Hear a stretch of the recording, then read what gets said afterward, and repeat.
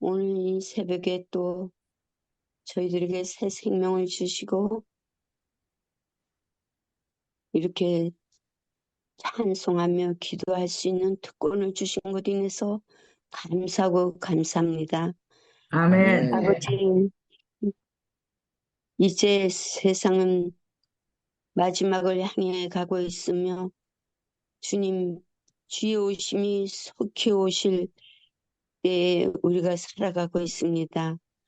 주님, 정말 우리에게 맡겨진 사명들을 우리가 다 감당할 수 있도록 성령께서 함께하여 주시옵소서.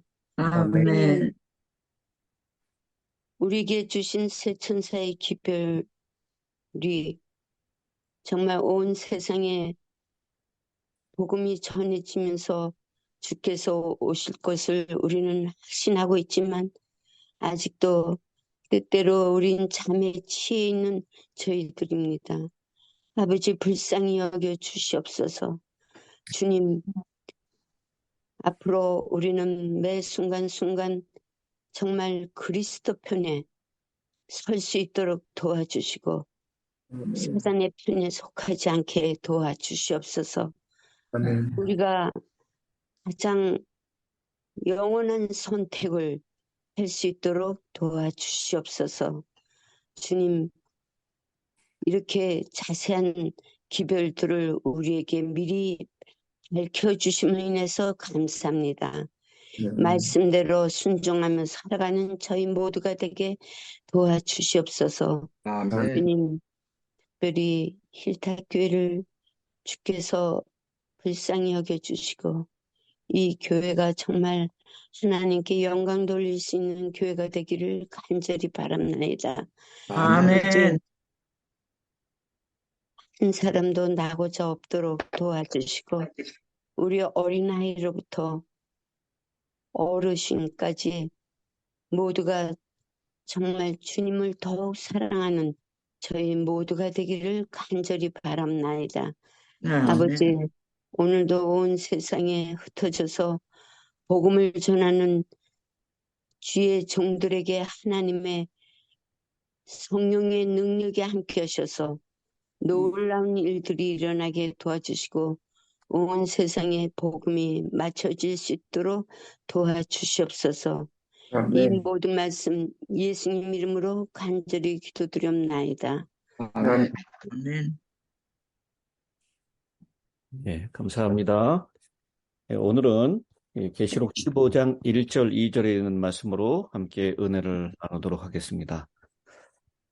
계시록 15장은 역사적인 이 전반부 1장부터 14장까지가 맞춰지고 종말론적인 후반부 15장부터 22장이 시작되는 첫 장입니다. 계시록 장들 가운데 가장 짧은 장이 이 계시록 15장입니다. 이 계시록의 전반부에 4개의 계시가 있었고요. 후반부에도 미래에 있을 다른 4개의 계시가 나옵니다. 후반부 4개의 계시는 주로 악인의 형벌과 의인의 보상에 초점을 맞추어서 전개되는 모습을 보게 됩니다. 계시록 15장, 16장은 그리스도께서 재림하시기 바로 직전에 세상 끝에 내릴 7 재앙에 관한 예언들입니다. 15장은 7 재앙의 서론이고요. 16장은 하나님께서 본격적으로 혹독한 진노를 쏟는 아주 구체적인 7 재앙의 장입니다. 7 재앙은 7 나팔, 나팔 재앙, 나팔하고 좀 연결이 되는데요.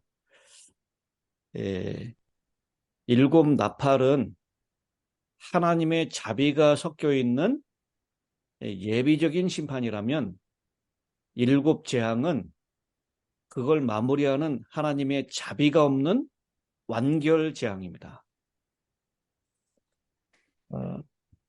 이 재앙들 중에 넷은 출애굽 당시에 애굽을 괴롭힌 재앙들과 대조를 이루고 있고, 여섯째와 일곱째 재앙은 고대 바벨론의 멸망을 모델로 하고 있습니다. 이 계시록 15장과 16장의 계시를 주신 목적이 무엇일까요? 첫 번째는 고난받는 하나님의 백성들을 결국 이 종말적인 바벨론의 압제로부터 구원하실 것을 나타내는 것입니다.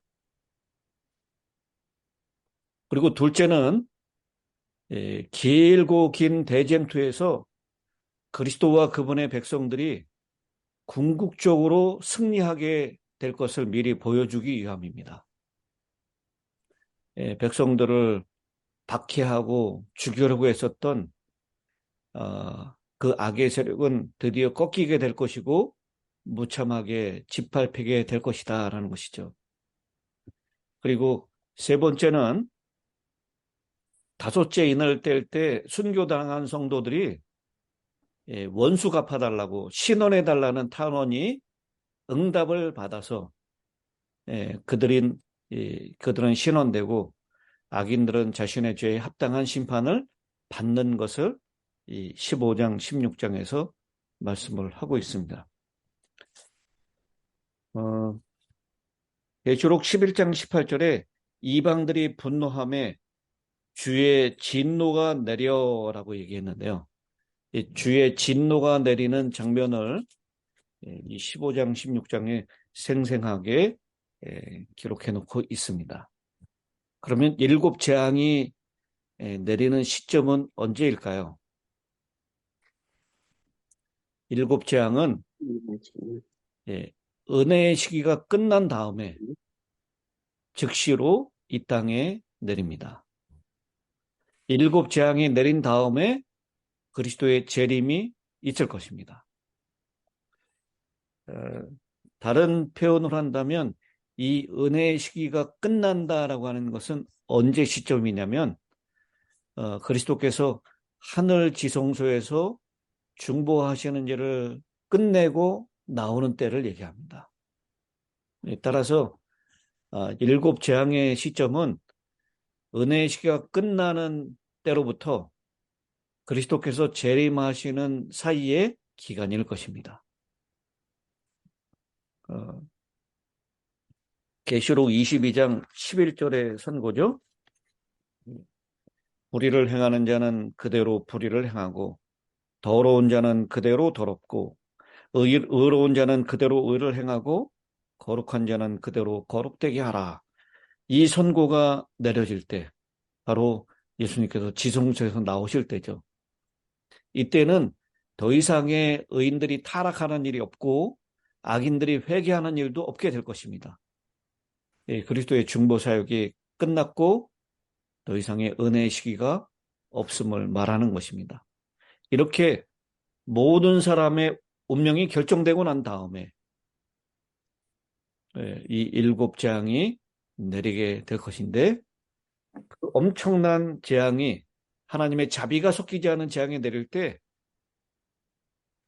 이 의인들은 똑같이 그 재앙 가운데 있지만 이 하나님의 자비와 긍휼로 인해서 보호를 받게 될 것이고 그분을 찬양하게 될 것이고 악인들은 고통 중에서 하나님을 욕하고 모독하게 될 것이다 라고 하는 것입니다. 자, 그러면 오늘 이 본문에 있는 구절을 하나씩 살펴보도록 하겠습니다. 15장 1절입니다. 또 하늘에 크고 이상한 다른 이적을 보매. 여기 또라고 하는 이 접속사가 나오는데요.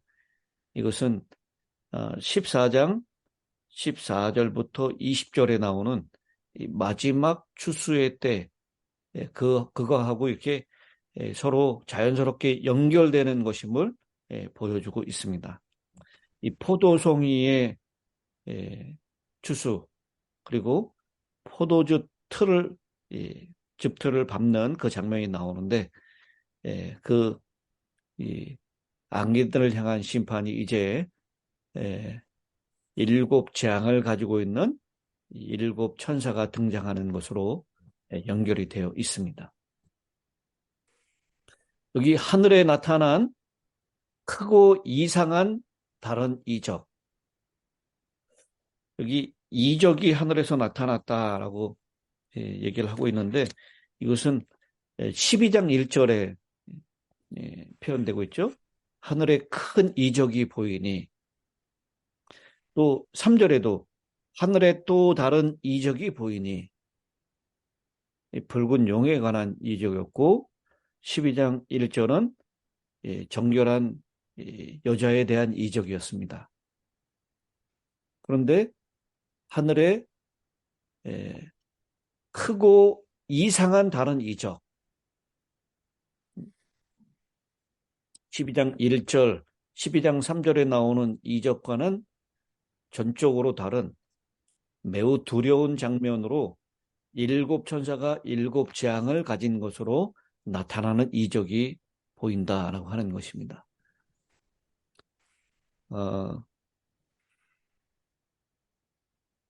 일곱 천사가 일곱 재앙을 가졌으니 곧 마지막이라. 재앙이 작은 것으로 나와 있습니다. 하나님의 진노가 이것으로 마치려노다. 일곱 천사는 하나님의 자비와 은혜가 없는 최종의 무서운 7재앙을 가졌습니다. 인간의 죄가 극에 달하여지고 자비가 없는 최후의 재앙이 회개하지 않은 자들에게 쏟아질 것입니다. 그래서 이 일곱 재앙이 쏟아지는데 이것은 마지막 하나님의 재앙이고 하나님의 진노가 된다 말씀을 하고 있습니다. 15장 2절입니다. 또 내가 보니 불이 섞인 유리바다 같은 것이 있고 짐승과 그의 우상과 그의 이름의 수를 이기고 벗어난 자들이 유리바닷가에 서서 하나님의 검은 고를 가졌다.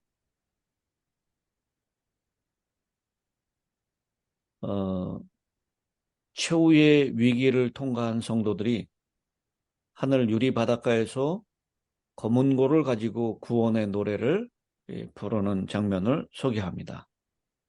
이 구원의 노래는 우리가 내일 자세하게 살펴볼 것이고요. 이 노래는 모세의 노래, 어린 양의 노래다라고 표현하고 있는데, 여러분, 모세의 노래는 우리가 아는 대로 출애굽기 15장에 출애굽을 탈출하고 난 다음에 그 다음에 불러주는 노래입니다. 그런데 여기서 부르는 이 검은 고를 가지고 부르는 노래는 출애굽에서는 재앙이 10가지가 있고 난 다음에 그것을 탈출하고 난 다음에 불렀던 노래인데, 오늘 본문에서의 이 노래는 7 재앙 전에 부르는 노래다라고 하는 것입니다. 그 차이점이 있겠죠? 불이 섞인 유리바다 같은 것이 있다라고 얘기를 하고 있습니다. 이 물과 불이 섞였다라고 하는 것, 이것은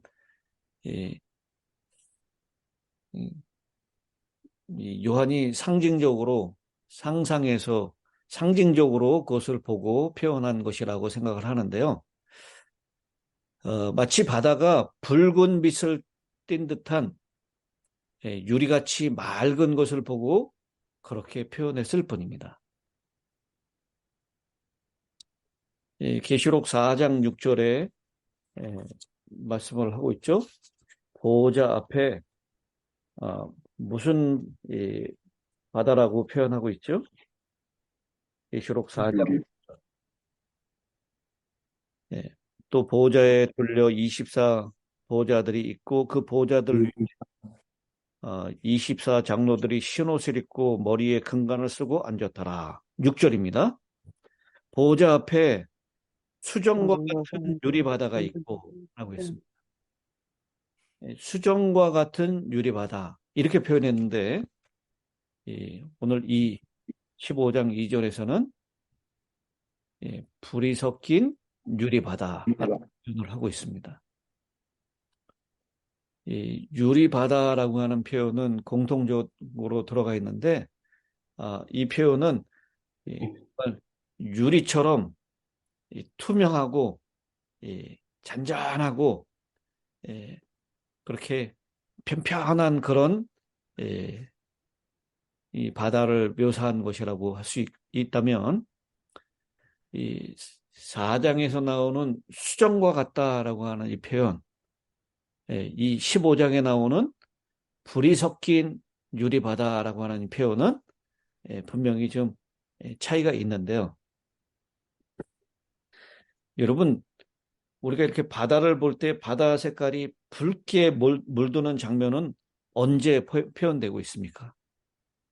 저녁에 예, 해질 때, 일출이나 해질. 황혼 때에 물에 비친 해 광경을 염두에 두고 붉은 불이 타는 듯한 바다를 상상했을 것입니다. 마찬가지로 이 요한은 이 15장 2절에서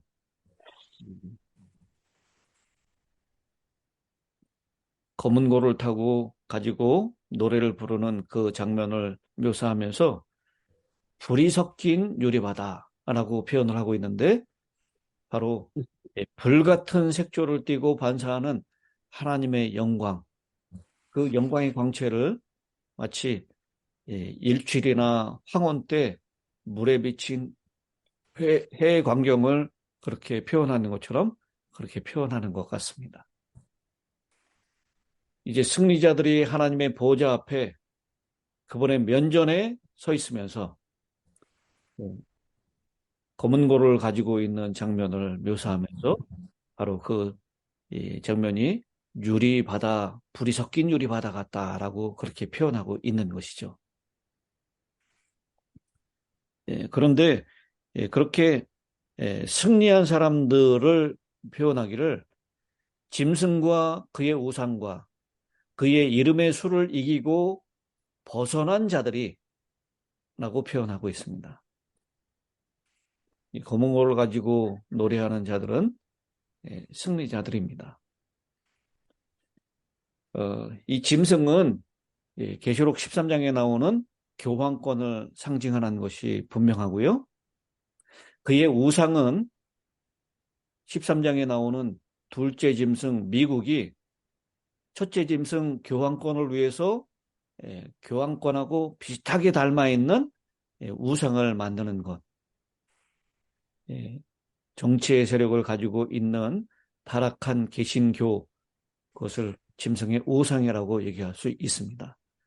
그리고 그 이름의 수는 우리가 13장에서 공부할 때 이미 살펴본 대로 666을 나타내죠. 그래서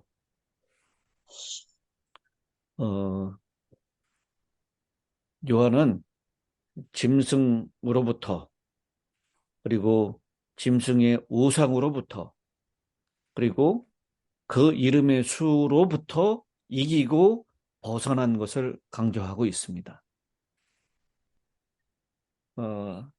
이 이기고 벗어난 자들은요, 셋째 천사의 기별에 반응하여 행동으로 옮긴 자들입니다.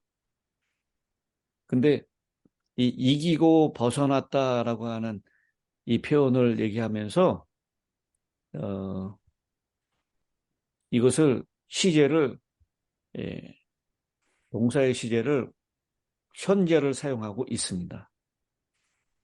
이것은 현재 이기고 있고 벗어나고 있는 자들을 가리키는 것입니다. 계시록에서 성도들은 비록 과거에 패배하였을지라도 현재는 이기고 있는 것입니다. 과거에도 승리하시고 현재에도 승리하신 분은 오직 그리스도밖에 없습니다. 계시록 3장 21절에 그렇게 표현하고 있죠. 이기는 그에게는 내가 내 보좌에 함께 앉게 하여 주기를 내가 이기고 아버지 앞에 함께 앉은 것과 같이 하리라. 여기 내가 이기고라고 하는 그 표현은 과거 시제로 사용됐는데요. 이 15장에 이기고 벗어난 이들이라고 하는 이 표현은 현재 시제를 사용하고 있다라는 것입니다. 그러니까 이 성도들이 과거에는 패배했을지라도 현재는 언제나 이기고 있다라고 하는 것을 강조하기 위한 동사의 시제입니다. 특별히 이기고 벗어난 자들은 짐승에 의해서 죽임을 당한 순교자들을 가리킵니다. 이 사형이 공포되었음에도 불구하고 진리에 굳게 서서 짐승을 경배하기를 거절하고 그의 우상에게 절하기를 거절하는 것을 의미합니다. 그들은 짐승의 가혹한 박해를 받아서 고통 중에서라도 인내하며 죽음에 이르러서도 하나님께 충성하기를 결코 저버리지 않은 사람들입니다. 그들이 죽음으로 그의 짐승과 그의 우상과 그의 이름의 수를 이긴 자가 되었다. 죽음으로 이겼다라고 하는 것. 무슨 굉장한 역설적인 표현입니다. 만약 육신의 생명을 구하려고 신앙을 버린다면 그들은 패배자가 되고 말았을 것입니다. 마태복음 16장 25절에 주님께서 하셨던 말씀이죠. 누구든지 제 목숨을 구원코자 하면 어떻게 될 것이요? 잃을 것이요. 잃을 것이요. 누구든지 나를 위하여 제 목숨을 잃으면 찾으리라. 그래서 여기 짐승의 그의 우상 그리고 그 이름의 수를 이기고 벗어난 자들은 바로 육신의 생명을 위하여 신앙을 저버리지 않고 제 목숨을 잃기까지 진리에 충성한 사람들을 얘기하는 것입니다. 승리를 쟁취한 순교자들이 당당한 정복자로서 이 하나님께로부터 금면류관을 받고 검은고를 받고 승리의 노래를 부르는 장면을 묘사하고 있는 것입니다. 이 하나님의 검은고, 이것은 하나님의 악기이고 승리를 상징하고 승리를 가능케 하신 하나님을 찬양하는 악기입니다. 내 생물과 24 장로들이 사용한 악기이고 시온산의 14만 4천 명도 사용할 악기가 바로 이 검은고입니다. 근데 오늘 이 재앙이 있기 전에 바로 승리할 사람들이 검은고를 가지고 모세의 노래, 어린 양의 노래를 부른다라고 그렇게 말씀을 하고 있습니다. 이 세상은 13장, 14장에 있는 선악의 싸움을 마치면서 온 무리의 사람들은 두 무리로 나누어지게 될 것입니다. 구원받을 자, 멸망받을 자로 확정이 될 것입니다.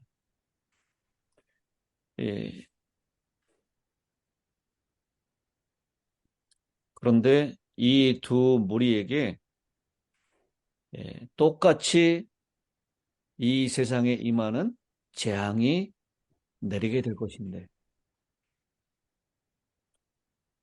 그 재앙 가운데에서 이 하나님의 백성들에게 현실적인 고난과 불평과 희생이 따르지만 잠시 동안 인내하고 나면 영원한 행복과 생명이 보장되어진다라는 것입니다.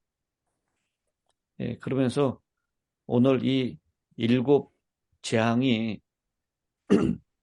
아까 말씀드렸듯이 출애굽의 재앙과 10가지 재앙이죠. 그 재앙과 그 다음에 바벨론의 멸망에서 그 장면을 가지고 있다라고 얘기를 했는데요. 일곱 나팔이 자주 표현되는 이 일곱 나팔에서 자주 사용된 이 표현이 무엇이냐면 3분의 1이라고 하는 용어가 자주 등장했던 것을 여러분 기억하시죠? 우리 계시록 8장 7절. 둘째 천사가 나팔을 부니 불 붙는 큰 산과 같은 것이 바다에 던져짐에 바다의 3분의 1이 피가 되고 라고 했습니다. 이 7절에도 땅에 쏟아짐에 땅의 3분의 1이 타버리고 수목의 3분의 1이 1도 타버리고 라고 하는 표현. 그래서 일곱 나팔을 공부할 때는 우리가 3분의 1이라고 하는 용어가 자주 나온 것을 우리가 보셨을 것입니다. 이것은 전면적인 심판이 아니라 부분적이며 예고적인 심판임을 상징하고 있는 것입니다. 그러나 일곱 재앙은요, 이제는 전면적인 심판이고 결정적인 마지막 심판이 된다라는 것입니다. 일곱 나팔과 일곱 재앙을 비교해 보면 아주 재미있는 사실을 알게 되는데요. 일곱 나팔에 이 불이 나와서 땅에 쏟아졌다라고 얘기를 하고 있죠. 16장 2절에도 보면 그 대접을 땅에 쏟았다라고 얘기합니다. 땅에 쏟았습니다. 또 일곱 나팔도 바다에 쏟았다라고 하는 표현이 있는데 일곱 재앙도 바다에 쏟습니다. 그리고 강과 물샘에 떨어졌다라고 했는데 일곱 재앙도 강과 물 위에 쏟았다라고 얘기합니다. 일곱 나팔도 해를 쳤다라고 하는 표현이 있는데 이 일곱 재앙도 해에 쏟았다라고 하는 표현입니다. 그리고 일곱 나팔에도 공기가 어두워졌다라고 얘기하는데 일곱 재앙에서도 이 다섯째 대접을 쏟으니 곧 어두워졌다라고 표현하고 있습니다. 그리고 큰 강 유브라다에 놓였다. 큰 강 유브라다에 쏟았다. 그렇게 표현하고 있고 일곱 나팔에서 번개와 음성과 지진과 큰 음악, 하나님의 비밀이 이루어졌다라고 표현했는데 일곱 재앙에도 되었다라고 하는 소리가 번개와 음성과 내성과 지진 가운데 발휘해지는 것을 보게 됩니다. 이렇게 일곱 나팔이 예비적이고 부분적인 심판이었다면 일곱 재앙은 전면적이고 그 다음에 결정적인 심판이 될 것이다 라고 하는 것입니다.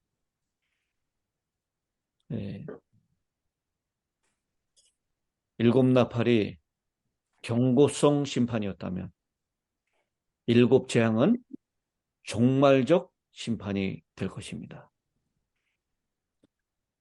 그런데 일곱 재앙 가운데 이 하나님의 성도들도 해를 받을까요?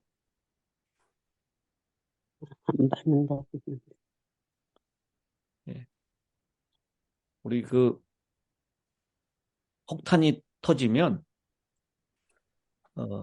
악인도 데미지를 입지만 그 선한 사람들도 데미지를 입습니까? 예.